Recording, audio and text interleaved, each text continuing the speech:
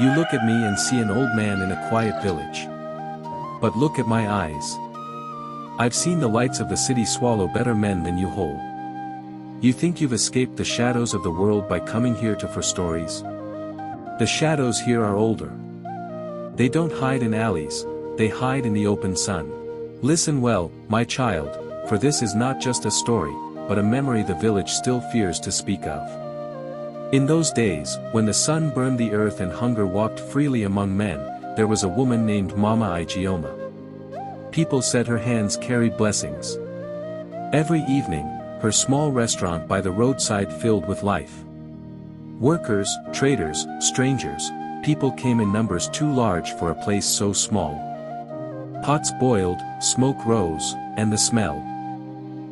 Ah, the smell could make a full man hungry again. Her soups were rich. Her meat was soft. Her food never finished. And that was where the first question was born. Because in a village where even a chicken was counted, Mama Ijeoma never ran out of meat.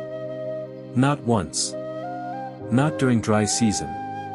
Not when prices rose. Not even when others could not afford bones. Yet she sold food cheaper than most.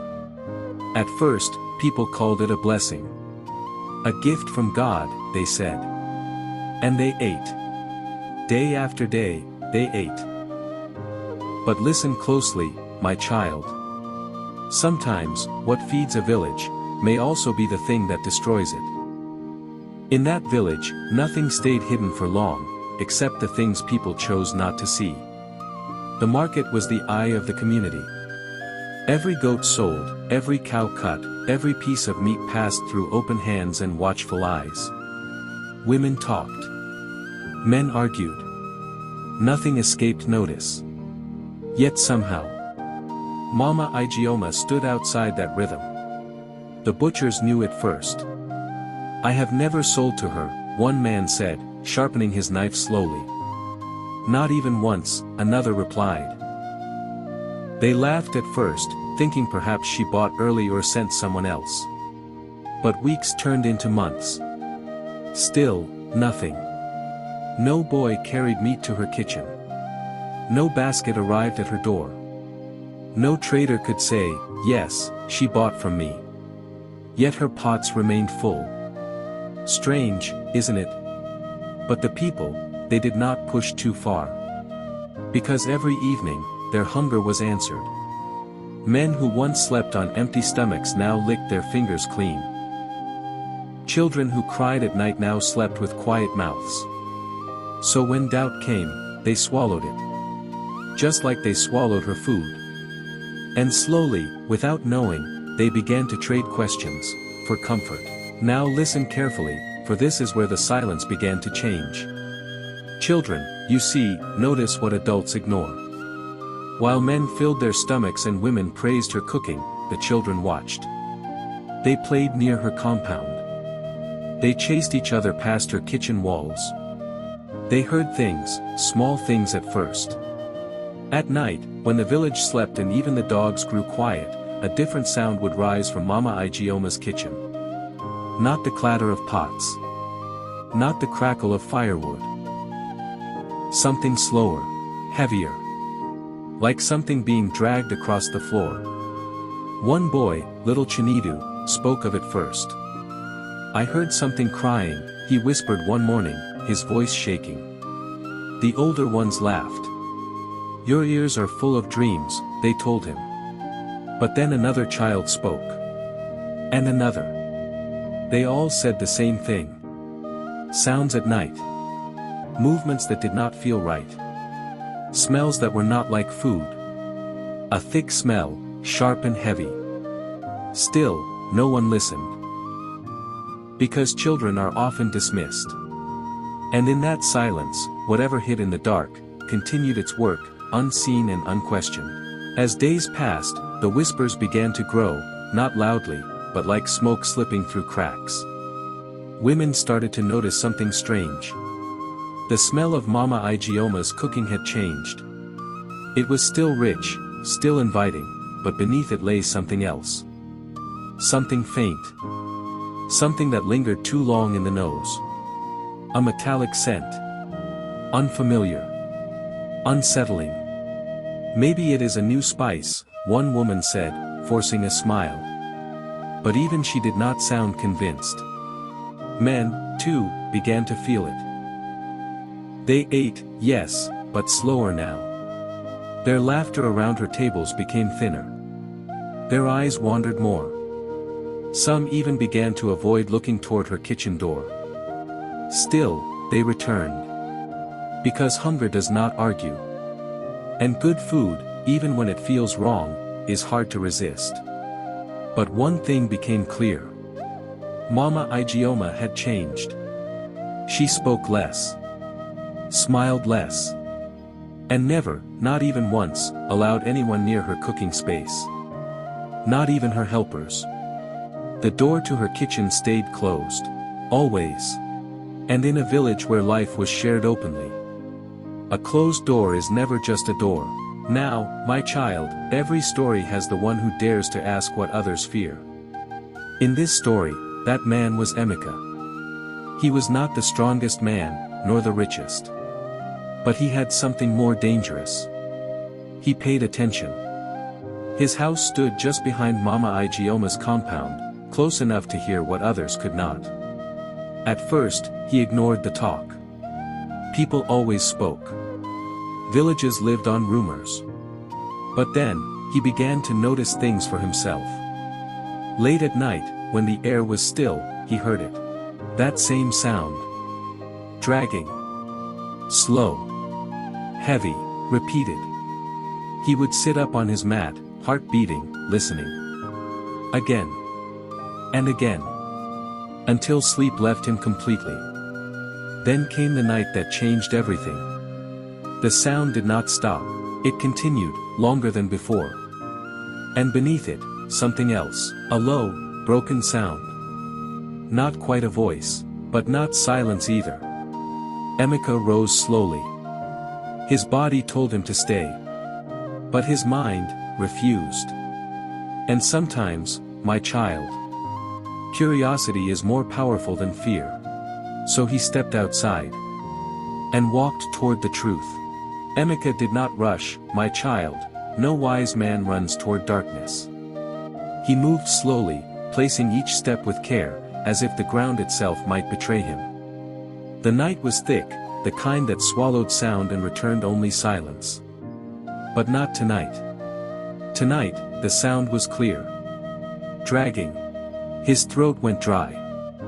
He reached the back of Mama Ijeoma's kitchen, where a small window sat just above the wall, half covered, but not enough to hide everything. He told himself to leave. But something held him there. Something stronger than fear. Slowly, he raised himself and looked inside. At first, his eyes struggled. The firelight danced, casting shadows that moved like living things. Then, he saw her. Mama Ijeoma. Standing over her table. Her back bent slightly. Her hands, working. Cutting. Slow. Careful. Too careful. Then something slipped, and fell. A soft, heavy drop. Emeka leaned closer. And that was when his breath stopped. Because what lay on that table was not animal meat. Now listen closely, for this moment, this very moment, is where a man loses his peace forever. Emeka's eyes widened, but his body refused to move. On that table lay something shaped too familiar. Too human. A hand. Still. Pale. Lifeless. Wrapped loosely in cloth that had already soaked through. The firelight touched it gently, as if even the flame feared what it revealed. Emeka's chest tightened. No, he tried to whisper, but no sound came out. Mama Ijeoma did not stop. Her knife moved again, as though she had done this many times before. Beside the table were bowls, filled. Covered carefully. Prepared. Organized. Like ingredients waiting for a meal. Then she turned slightly. Just enough for Emeka to see her face. Calm. Empty. Focused. She was not afraid. She was not confused. She was used to this. A soft humming escaped her lips. A quiet, almost gentle tune. And in that moment, my child, Emeka understood something far worse than fear. This was not madness. This was routine. Fear, my child, is a strange thing. Sometimes it makes a man run. Other times, it roots him to the ground. Emeka stood there longer than he should have. His eyes searched, hoping, praying, that he was wrong. But the truth does not hide forever. Near the corner of the kitchen, he saw more. A covered basket. It shifted slightly. Not by wind. Not by accident. Something inside had moved. Emeka staggered back, his breath finally breaking free. That was when a sound came from within the basket. Soft. Weak. Like something fighting to remain alive. His heart began to pound loudly now. Too loudly. He feared she would hear it. Inside, Mama Ijeoma paused. Her knife stopped. Her head lifted slowly. Silence filled the space. Emeka froze. Even the night seemed to hold its breath. For a moment, nothing moved. Then she turned. Not toward the table. Not toward the fire. But toward the window. Toward him. And though the darkness hid his face, something told him. She knew. Emeka did not wait to be sure. When fear finally took him, it came like fire in dry grass. He stumbled backward, nearly falling, his legs weak but desperate to carry him away. Behind him, the night no longer felt quiet. It felt alive. Watching. Following. He did not look back. Not once. By the time he reached his room, his body was shaking like a leaf in harmattan wind. Sleep did not come. How could it? Every time he closed his eyes, he saw it again. The hand. The knife. The calm on her face. Morning came slowly, but not gently. The village woke as it always did, roosters crowing, women sweeping, men preparing for the day. But Emeka was not the same man. His eyes were heavy. His silence louder than words. He tried to keep it in. Tried to tell himself it was not his place. But truth, my child, is like a wound. The more you hide it, the more it spreads. And before the sun stood high, Emeka spoke. At first, they laughed. Ah, my child, people laugh when truth arrives too early. You saw what? One man asked, shaking his head. A human hand, another repeated, chuckling nervously. Emeka, hunger has entered your dreams, someone said. But Emeka did not smile. He did not argue. He only repeated what he saw. Slowly. Carefully. Every detail. And as he spoke, the laughter began to fade. Because there was something in his voice. Something heavy. Something real. Soon, the women stopped talking. The men stopped joking. Even the children grew quiet. A small crowd gathered. Eyes met. Doubt moved from one face to another. Then someone asked the question no one wanted to ask. If it is not true, why has she never bought meat? Silence answered. Another voice rose. And the sounds at night? More silence. Then one old man spoke, his voice low and firm. We will go there. Not to accuse. Not yet. But to see. Because sometimes, my child, the truth must be dragged into the light. Before it can be believed. The crowd did not move at once, my child, fear walks slowly when truth waits ahead. Men gathered first, strong in body but uncertain in spirit. Women stood behind them, whispering prayers under their breath. Even the children followed, though they were told to stay back. No one wanted to lead. Yet no one turned away. They walked together toward Mama Igioma's compound, their footsteps heavy, their silence louder than any noise. When they arrived, her restaurant was already open. The fire burned, the pots boiled. And the smell, the smell was as rich as ever. People paused. Some swallowed hard. Some looked away. For a brief moment, doubt returned. Maybe Emeka was wrong, a voice whispered. But then, they saw her. Mama Igioma stood by the entrance, her eyes calm, her face unreadable. She did not ask why they came. She did not greet them. She only watched. And that was what unsettled them most. Because a woman with nothing to hide, always asks questions. But she said nothing. And behind her, the kitchen door remained closed. It was the eldest man who stepped forward. In villages like ours, my child, age speaks when fear silences others. We have come to see your kitchen, he said, his voice steady but not harsh. A simple request. But heavy. The air tightened. Mama Igioma did not move. For a long moment, she simply looked at him. Then, she smiled. Not warmly.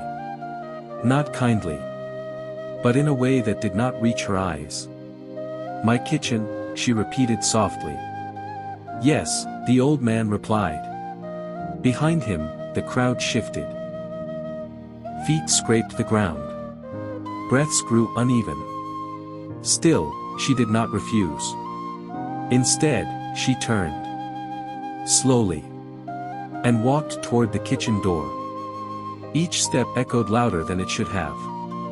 She stopped at the door. Placed her hand on it. And for a brief second, she paused.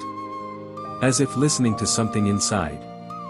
Then, without a word, she opened it. At first, my child, they saw nothing. Just a kitchen. Firewood stacked neatly. Pots arranged in order. The table clean. Too clean. The kind of clean that hides more than it shows. Some of the men stepped inside. Carefully. Their eyes moved from corner to corner, searching. Nothing. No blood. No bones.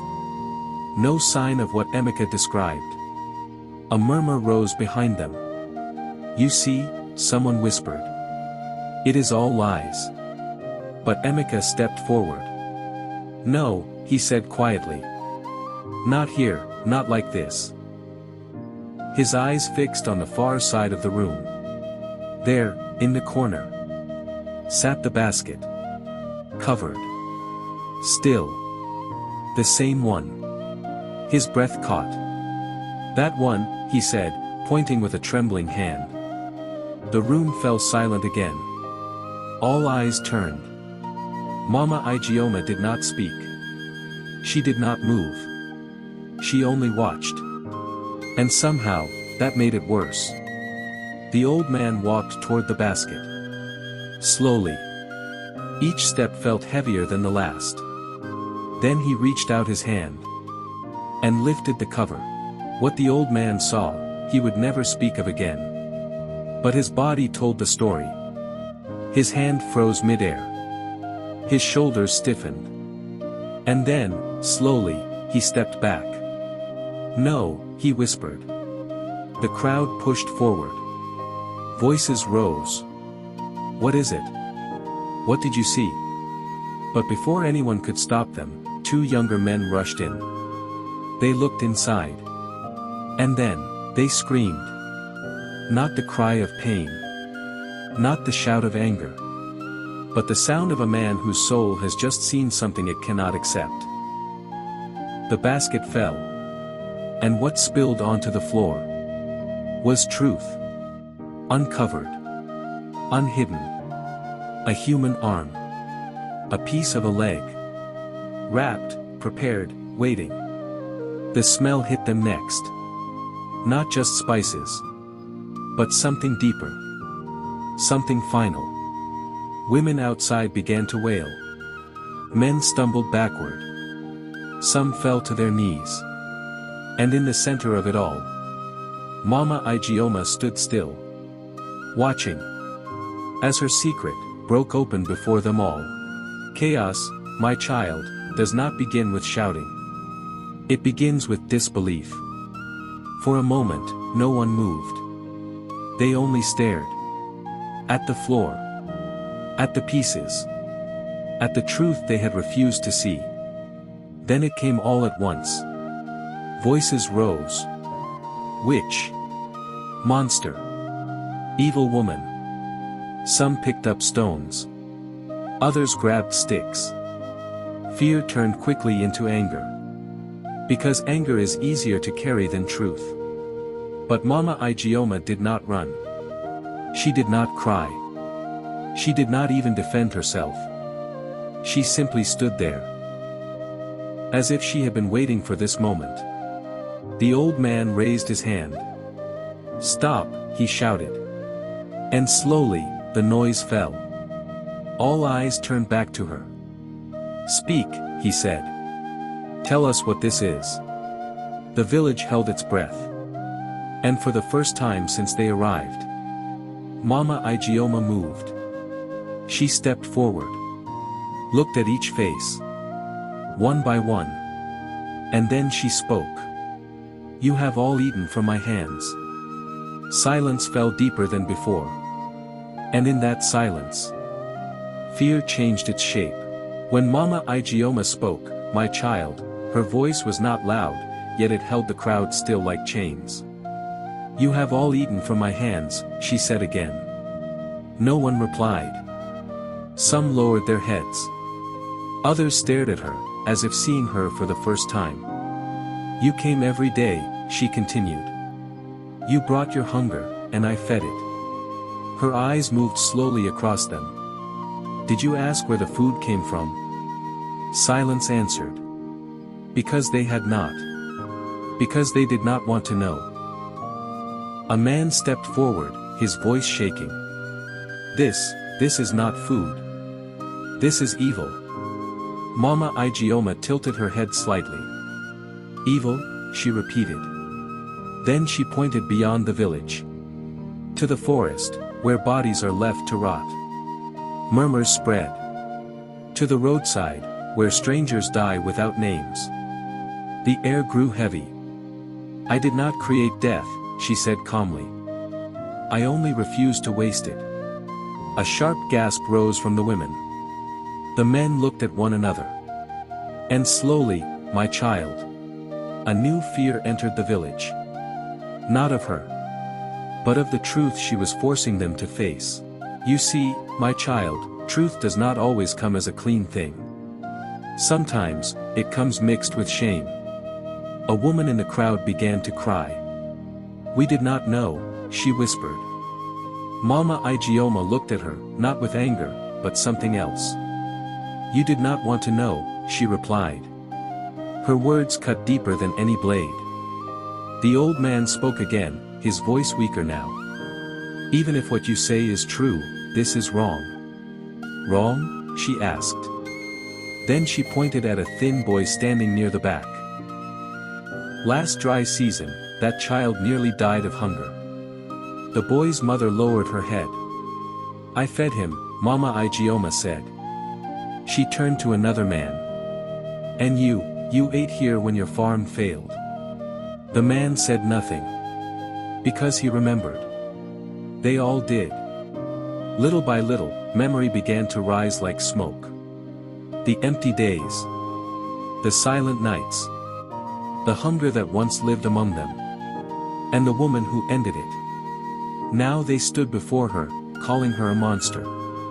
And for the first time, my child. Their voices did not sound so certain anymore.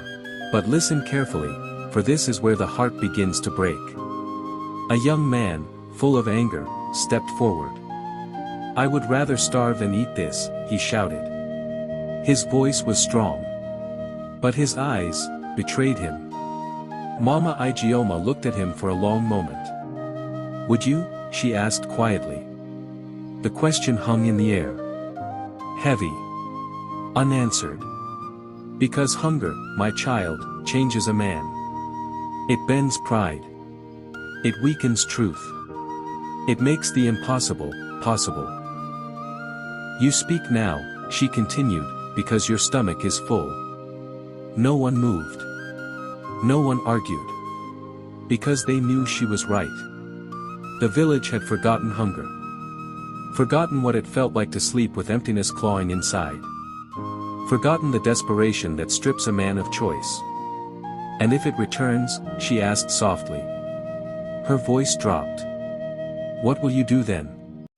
The wind passed through the compound. No one answered. Because deep inside, they already knew. The crowd was no longer shouting now. Fear had changed its face.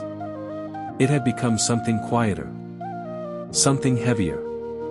Doubt. Men stepped back. Women held their children closer. Eyes no longer burned with anger, but with confusion. The old man closed his eyes for a moment, as if searching for wisdom that would not come. This cannot continue, he said finally. His voice trembled. Not with fear of her, but with the weight of the decision. What you have done cannot be accepted. Mama Ijeoma nodded slowly. I know. There was no fight in her voice. No defense. Only understanding. But it has already been accepted, she added. The word struck them again. Because it was true. They had accepted it. Every day they ate. Every time they returned. Every moment they chose not to ask. They had already made their choice. They just did not know it. And now, my child. They were being forced to live with it.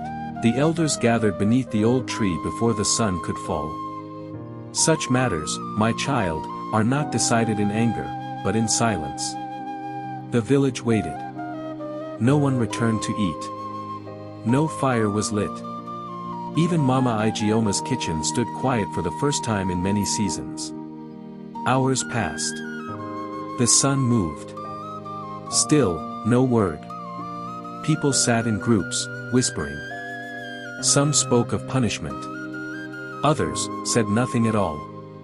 Because deep down, they feared something greater than her crime. They feared hunger's return. As evening approached, the elders rose. Their faces were heavy. Their eyes tired. The old man stepped forward. Mama Ijeoma, he called. She walked toward them calmly. You cannot stay here, he said. A murmur spread. You have crossed a line no village can accept. She listened. Unmoved. But, he continued, his voice breaking slightly. You will not be killed. Now the murmurs grew louder. She will leave this place. Forever. The decision fell like a stone into water. And its ripples would not end. When the judgment was given, my child, no one cheered. That is how you know a decision carries weight. Mama Ijeoma did not argue. She did not beg. She simply nodded once, as if the path ahead had always been known to her. Before night fell, she gathered her few belongings. No crowd followed her. No one spoke her name. Only the sound of her footsteps marked her leaving. At the edge of the village, she paused. For a moment, just a moment, she turned back. Not with anger. Not with regret. But with a look that none who saw it would ever forget. Then she walked into the dark. And she did not return. That night, no fire burned in her restaurant. No pots boiled. No smell filled the air. And for the first time in a long while, the village felt something it had almost forgotten. A quiet, empty hunger.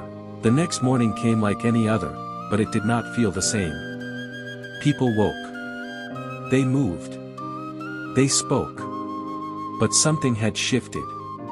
The market was quieter. The laughter was thin. And when the sun climbed high, a question began to spread silently. What will we eat? At first, they managed. Small meals. Shared portions. But days passed. Then weeks. And slowly, the truth returned. Food was no longer enough. The meat sellers raised their prices. Supply became scarce, farms struggled, children began to cry again at night. The same cries the village thought had ended forever. Mothers grew restless. Men grew silent. And the memory of Mama Ijeoma began to return. Not as a monster, but as something more difficult. Something harder to name. You see, my child, hunger has a voice. It does not shout at first. It whispers. It reminds. It asks questions no one wants to answer. At night, when the village lay still, some began to speak quietly among themselves. Was she truly wrong? One asked. Another replied, what she did was not human. But the first voice returned. And what is hunger? Silence followed. Because no one had a clean answer. They remembered her words. Her calm. Her certainty. And slowly, something dangerous began to grow. Not acceptance. But understanding. A thin line began to appear. Between what was called evil. And what was once called survival. And that line, my child, was not as strong as they had believed. Time passed, but peace did not return. The village survived, but just barely. And then one evening, as the sun sank low, a rumor spread like fire in dry grass. A body had been found near the forest. Unclaimed. Unmourned. Left alone. The people gathered. They stood around it, just as they had gathered around truth before. But this time, no one spoke quickly. No one rushed to judgment. They only looked. Then, slowly, someone turned away. Another followed. And another. But not all. Some remained, standing. Thinking. The wind passed through the trees, carrying with it a scent of decay. And in that moment, my child, the village faced a question far more dangerous than the last. Not, what did she do, but, what will we do? Listen well, my child, for this is where the story truly ends. Years have passed since Mama Ijeoma walked into the darkness. Her house is gone. Her name is rarely spoken. But her story remains. The village still stands. The people still live. But something inside them changed forever. Because once a man has seen the truth behind his survival, he can never return to innocence. Some say they did the right thing. Others say nothing at all. And sometimes, late at night, when the wind is still and the hunger feels a little too close, people remember. Not just what she did, but what she asked. And the question never truly leaves them. So tell me, my child, if hunger came again, deep and merciless, and survival stood before you, wearing a face you feared, would you turn away? Or would you do what must be done? Because in the end, not everything that feeds you is clean. But hunger does not care.